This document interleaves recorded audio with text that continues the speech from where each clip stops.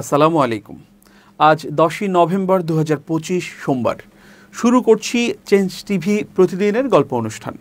দর্শক, আপনাদের সঙ্গে রয়েছি আমি আবিদ আজম। শুরুতেই সংবাদ শিরোনাম। রাজনৈতিক সংকট নিরসনে চমক দেখাতে যাচ্ছেন ডক্টর ইউনূস। আওয়ামী লীগের ষড়যন্ত্র ফাঁস, 1 লাখ গ্যাস বেলুন দিয়ে যা করতে চায় দলটি। ভারতে কেউ কেউ অহিন্দু নেই মন্তব্য আরএসএস এর। এবার বিস্তারিত। রাজনৈতিক মতভেদে উদ্বেগ প্রকাশ করে গত 3রা নভেম্বর সরকারের পক্ষ থেকে স্পষ্টভাবে জানিয়ে দেয়া হয়, ঐকমত্যে পৌঁছাতে আর কোনো আলোচনার উদ্যোগ নেওয়া হবে না। এখন রাজনৈতিক দলগুলোকে 1 সপ্তাহের মধ্যে নিজেরা আলোচনা করে ঐক্যবদ্ধ সিদ্ধান্ত নিতে হবে। না হলে গণভোট ও জুলাই সনদ বাস্তবায়ন ইস্যুতে সিদ্ধান্ত দেবে অন্তর্বর্তী সরকার। যদিও এ নিয়ে সপ্তাহ জুড়ে রাজনৈতিক দলগুলোর পাল্টাপাল্টি বক্তব্যের মধ্যে বিচ্ছিন্ন উদ্যোগ থাকলেও কোনো সুরাহা আসেনি। চ্যানেল 24-এর এক প্রতিবেদনে বলা হয়েছে, জুলাই সনদের সংবিধান সংস্কারের সুপারিশ বাস্তবায়নে সরকারকে 2টি বিকল্প প্রস্তাব করেছে জাতীয় ঐকমত্য কমিশন। রাজনীতি বিশ্লেষক অধ্যাপক আসিফ মোহাম্মদ শাহান বলেন, এর মধ্য থেকেই সংকট উত্তরণের রূপরেখা খুঁজতে হবে।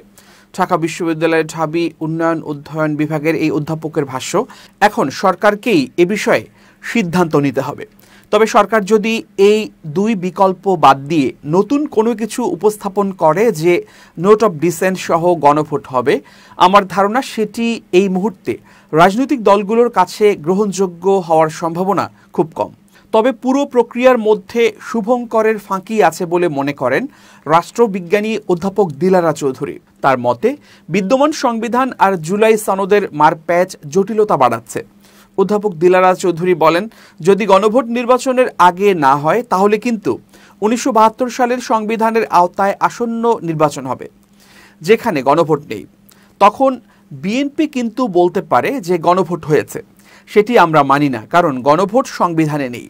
এই জায়গায় একটি বড় শুভঙ্করের ফাঁকি আছে। এই 2 বিশ্লেষকের মতে, সংকট সমাধানে দলগুলোর দায়িত্বশীল আচরণ এখন সবচেয়ে জরুরি। তা না হলে সংঘাতের আশঙ্কার পাশাপাশি অনিশ্চিত হতে পারে নির্বাচনও।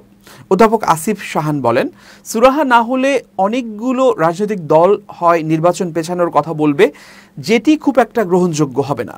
আর না হয় তারা বলবে তারা নির্বাচনের অংশ নেবে না। এতে আবারও সংঘাতের আশঙ্কা বেড়ে যাবে। এই অবস্থায় রাজনৈতিক দলগুলোর দায়িত্বশীল আচরণ খুব জরুরি। অন্যদিকে অধ্যাপক দিলারা চৌধুরীর ভাষ্য, বাংলাদেশ জামায়াতে ইসলামী যে ঢাকা চলো কর্মসূচি দিয়েছে, এই অবস্থায় বিএনপি যদি পাল্টা কর্মসূচি দেয় তাহলে তো সংঘাতের আশঙ্কা তৈরি হবে। আর সংঘাত হলে নির্বাচনও ছুলে যাওয়ার আশঙ্কা রয়েছে। এজন্য সংকট সমাধানে দলগুলোর দায়িত্বশীল আচরণ এখন সবচেয়ে জরুরি। তবে শেষ পর্যন্ত অন্তর্বর্তী সরকার যে সিদ্ধান্ত নেবে সেটি সব পক্ষকে সন্তুষ্ট করতে পারবে নাকি নতুন কোনো অনিশ্চয়তা তৈরি করবে, এটি নির্ভর করছে রাজনৈতিক দলগুলোর মধ্যকার বোঝাপড়া আর ছাড় দেওয়ার মানসিকতার উপর।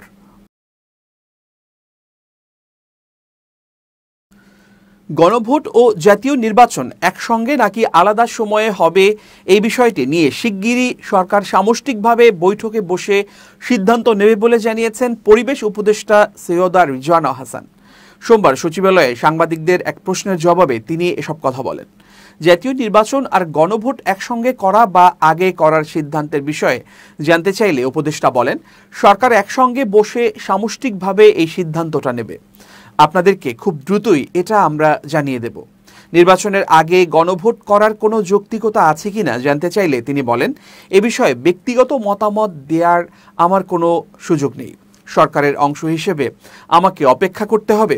সরকার যখন বসবে এ বিষয়ে আলোচনা করবে। আলোচনা করে যখন সিদ্ধান্ত হবে তখন সেটা আপনারা জানবেন।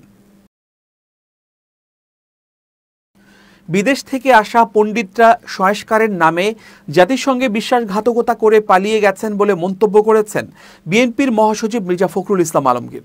ঠাকুরগাঁও সদর উপজেলার রায়পুর ইউনিয়নের ভাউলারহাট উচ্চ বিদ্যালয় মাঠে দলীয় নেতাকর্মীদের সঙ্গে মতবিনিময় সভায় প্রধান অতিথির বক্তব্যে এসব মন্তব্য করেন তিনি। মির্জা ফখরুল বলেন, ফেব্রুয়ারি নির্বাচন আমরা ফেব্রুয়ারিতেই চাই। 28 তারিখ থেকে একদিন দেরি হলেও জনগণ সেটা মেনে নেবে না। যারা নির্বাচন পেছানোর পায়তারা করছে তারা নির্বাচনকে ভয় পায়, জনগণের রায়কে ভয় পায়। তিনি বলেন, দেশের বাইরে থেকে আসা পণ্ডিতরা গত 1 বছর ধরে সংস্কারের নামে কালক্ষেপণের পর জাতিসংঘে বিশ্বাসঘাতকতা করে পালিয়ে গেছেন। বিএনপি সংস্কারে রাজি ছিল, এই তো সেদিন প্রবল বৃষ্টির মধ্যে ছাতা ধরে আমরা সেই সংস্কার প্রস্তাবে স্বাক্ষর করলাম, কিন্তু সেই কমিটি সংস্কার প্রস্তাবনায় আমাদের নোট অব ডিসেন্ট উল্লেখ না রেখে প্রধান উপদেষ্টার কাছে তাদের মন গড়া প্রতিবেদন দিয়ে চলে গেলেন। এটা কি জাতিসংঘে বিশ্বাসঘাতকতা নয়? আগামী 13 নভেম্বর আওয়ামী লীগের ঢাকা লকডাউন নিয়ে কঠোর সমালোচনা করেন বিএনপি মহাসচিব। তিনি বলেন, স্বৈরাচারী শেখ হাসিনা নয়াদিল্লিতে পালিয়ে থেকে দেশে লকডাউন দেওয়ার আস্ফালন দেখাচ্ছেন। আপনিই তো লকডাউনের মধ্যে নয়াদিল্লিতে পালিয়ে গিয়েছিলেন। দেশে এখন লকডাউন দেবেন কিভাবে? সাহস থাকলে দেশে এসে রাজনীতি করুন। আমরা জানি আপনার সেই সাহস নেই।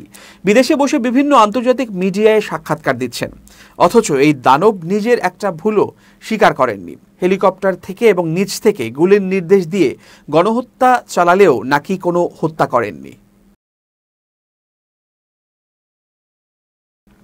শেখ হাসিনার পতনের পর থেকে দেশজুড়ে অস্থিতিশীল পরিস্থিতি তৈরির চেষ্টা চালিয়ে যাচ্ছে কার্যক্রম নিষিদ্ধ আওয়ামী লীগ। এর ধারাবাহিকতায় দলটি সম্প্রতি লকডাউন কর্মসূচির ঘোষণা দিয়ে নতুনভাবে বিশৃঙ্খলা সৃষ্টির পরিকল্পনা নেয়। তবে আইনশৃঙ্খলা বাহিনীর তৎপরতায় ফাঁস হয়ে যায় তাদের সেই পরিকল্পনা। রাজধানীতে বিশৃঙ্খলা সৃষ্টি ও আইনশৃঙ্খলা বিঘ্ন ঘটানোর অভিযোগে কার্যক্রম নিষিদ্ধ আওয়ামী লীগ ও এর সহযোগী সংগঠনের 25 জন নেতাকর্মীকে গ্রেপ্তার করেছে ঢাকা মহানগর গোয়েন্দা পুলিশ। তাদের জিজ্ঞাসাবাদে বেরিয়ে এসেছে এক অভিনব পরিকল্পনার তথ্য। সূত্র জানিয়েছে, গ্রেপ্তার ব্যক্তিরা রাজধানী জুড়ে 1 লাখ গ্যাস বেলুন উড়িয়ে রাজনৈতিক প্রতিরোধ ও প্রতীকী প্রতিবাদ জানানোর প্রস্তুতি নিচ্ছেন। এসব বেলুনে দলীয় রং ও স্লোগান ব্যবহার করার পরিকল্পনাও ছিল তাদের। 9 নভেম্বর দুপুরে DMP media and public relations বিভাগের উপ police commissioner DC Mohammad Talibur Rahman এক সংবাদ বিজ্ঞপ্তিতে এই তথ্য নিশ্চিত করেছেন। তিনি জানান, গত 24 ঘন্টায় রাজধানীর বিভিন্ন বিভাগে সমন্বিত অভিযানে মোট 25 জনকে গ্রেপ্তার করা হয়। ডিবি জানিয়েছে, মিরপুর বিভাগ থেকে 3 জন, রমনা থেকে 3 জন, সাইবার বিভাগ থেকে 2 জন, মতিঝিল থেকে 4 জন, ওয়ারি থেকে 5 জন, উত্তরা থেকে 2 জন, তেজগাঁও থেকে 2 জন, লালবাগ থেকে 3 জন এবং গুলশান বিভাগ থেকে 1 জনকে গ্রেপ্তার করা হয়েছে। ডিসি তালিবুর রহমান জানিয়েছেন, প্রাথমিক জিজ্ঞাসাবাদে তারা স্বীকার করেছেন ঢাকায় আকস্মিক ঝটিকা মিছিল আয়োজন করে জনমনে আতঙ্ক সৃষ্টি ও আইনশৃঙ্খলা পরিস্থিতি অস্থিতিশীল করার পরিকল্পনা ছিল তাদের। পাশাপাশি রাষ্ট্রীয় অতিথিশালা ও যমুনা এলাকাসহ রাজধানীর গুরুত্বপূর্ণ স্থানে দলীয় রঙে বেলুন উড়িয়ে প্রতীকী প্রতিবাদ করার প্রস্তুতিও নিচ্ছিলেন তারা। আইনশৃঙ্খলা বাহিনীর দাবি, এই পরিকল্পনার পেছনে ছিল সংগঠিত রাজনৈতিক প্রতিরোধের একটি বড়সড় প্রচেষ্টা। তবে গ্রেপ্তারকৃতদের পরিবারের সদস্যরা দাবি করেছেন তারা নিরপরাধ এবং রাজনৈতিক উদ্দেশ্যেই তাদেরকে আটক করা হয়েছে। পুলিশ জানিয়েছে, গ্রেপ্তার হওয়া ব্যক্তিদের বিরুদ্ধে আইনানুগ ব্যবস্থা প্রক্রিয়াধীন এবং মামলার তদন্ত চলছে। এখন দেখার বিষয়, রাজধানীতে শান্তি শৃঙ্খলা বজায় রাখতে এই অভিযান কতটা প্রভাব ফেলতে পারে। জুলাই গণঅভ্যুত্থানের প্রথম শহীদ রংপুরের বেগম রোকেয়া বিশ্ববিদ্যালয়ের শিক্ষার্থী আবু সাইদ হত্যার ঘটনায় মানবতাবিরোধী অপরাধের মামলার বিচার আগামী জানুয়ারি মাসের মধ্যে শেষ হবে বলে আশা প্রকাশ করেছেন প্রসিকিউশন। সোমবার আন্তর্জাতিক অপরাধ ট্রাইব্যুনালের প্রাঙ্গণে প্রেস ব্রিফিংয়ে সাংবাদিকদের এক প্রশ্নের জবাবে প্রসিকিউটর মিজানুল ইসলাম এই আশা ব্যক্ত করেন। মিজানুল ইসলাম বলেন, এ মামলায় বিশ্ববিদ্যালয়ের সাবেক ভিসি হাসিবুর রশিদ সহ 30 আসামির বিরুদ্ধে আজ 12 নম্বর সাক্ষীর সাক্ষ্য শেষ হয়েছে। আর 30 থেকে 35 জনের জবানবন্দি নিয়েই আমরা সাক্ষ্য গ্রহণ সমাপ্ত করব। তবে নির্বাচনের আগে পরে কখন রায় হবে তা বলার এখতিয়ার আমাদের কারণেই। আমরা আশা করছি জানুয়ারির মাসের মধ্যেই আমরা বিচার সম্পন্ন করতে পারব। সাক্ষী উপস্থিত না হওয়ায় বেশ কয়েকবার সাক্ষ্য গ্রহণ পেছানো হলো। এ প্রশ্নের জবাবে প্রসিকিউটর বলেন, আমাদের প্রসিকিউশন থেকে একজন সাক্ষীর অসুস্থতার কথা একদিন বলা হয়েছিল, কিন্তু বাকি বিষয়টা তথা মামলার পরিচালনার ক্ষেত্রে আমাদের নীতিগত সিদ্ধান্তে চলতে হয়। এছাড়া অন্য দুটো মামলার তদন্তে ব্যস্ত ছিলেন তদন্ত কর্মকর্তা। আমিও ব্যক্তিগতভাবে একটু কাজে গিয়েছিলাম। বিভিন্ন কারণে হওয়া এমনটি খুব বড় ধরনের কিছু ত্রুটি বা সমস্যা নয়, এটি স্বাভাবিক প্রক্রিয়া। এক্ষেত্রে প্রসিকিউশন মামলা বিলম্ব করছে বা বিলম্বিত হচ্ছে এ ধরনের কোনো চিন্তা করার কারণ নেই। দ্রুততম সময়ের মধ্যেই মামলার সাক্ষ্য গ্রহণ শেষ হবে।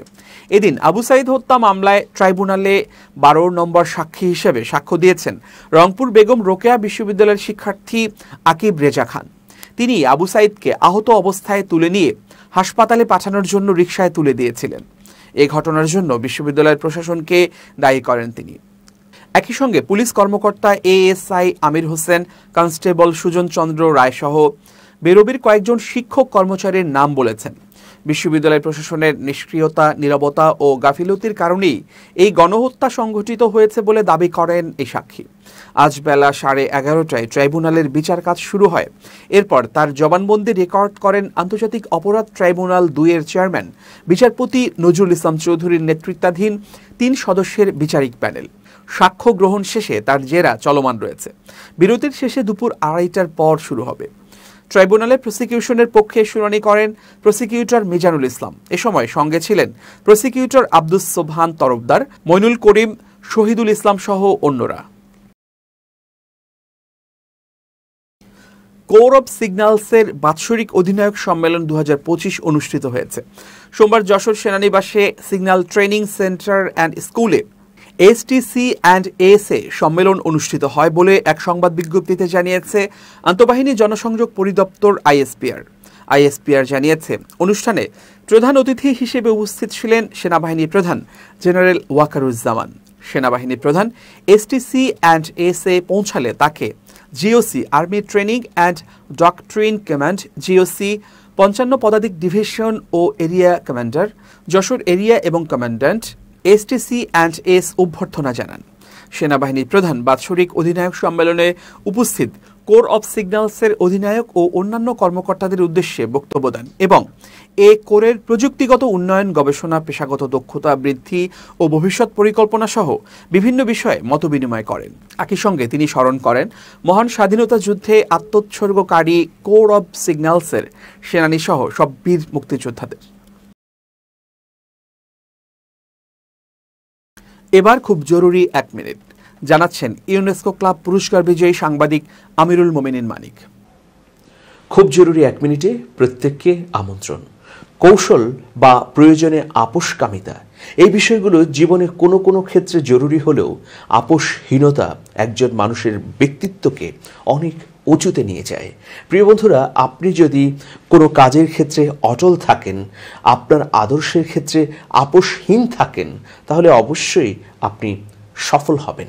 আবার আপনি যদি সফল নাও হন, তবুও আপনি যে পথটি তৈরি করবেন সেই পথ অনেকের জন্য অনুপ্রেরণার উৎস হবে। আপনারা জানেন বাংলার শেষ স্বাধীন নবাব সিরাজউদ্দৌলা, তিনি স্বাধীনতার জন্য আপোষহীন ছিলেন। একইভাবে বলা যায় সৈয়দ নিসার আলী ওরফে তিতুমিরের নাম। তিনি হয়তো বিজয়ী হননি ব্রিটিশদের বিরুদ্ধে, কিন্তু স্বদেশের জন্য, তার নিপীড়িত নির্যাতিত মানুষের জন্য তিনি অব্যাহতভাবে লড়াই করে শহীদ হয়েছেন। তারা বিজয়ী না হলেও ইতিহাসে তাদের নাম স্বর্ণাক্ষরে লেখা রয়েছে। সুতরাং অনেক ক্ষেত্রে, অনেক প্রয়োজনে, দেশের প্রয়োজনে, আদর্শের প্রয়োজনে আপোষহীন হতে হয়।